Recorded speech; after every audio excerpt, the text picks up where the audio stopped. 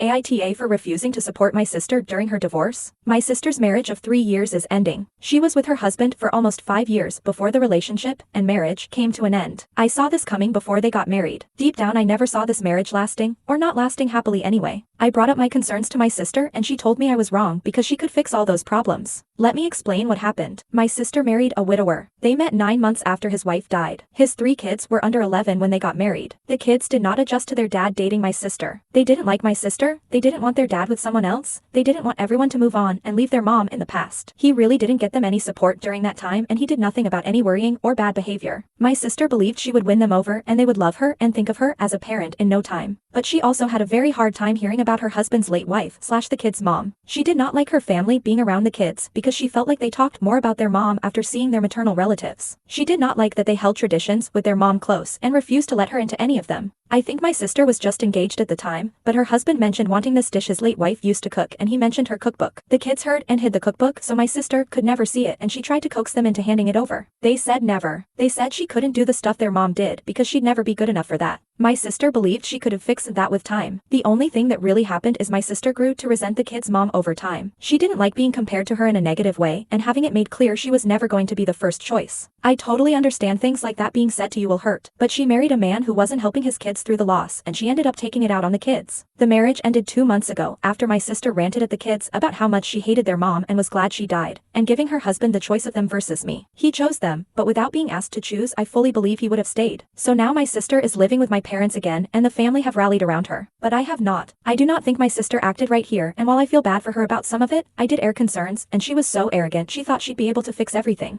My sister and parents keep bringing up the fact I'm not there for her and how I should be. My sister asked me if I really thought she was so wrong in this that I would withhold my support and I said yes. She and my parents said I should be supporting my sister no matter what. AITA.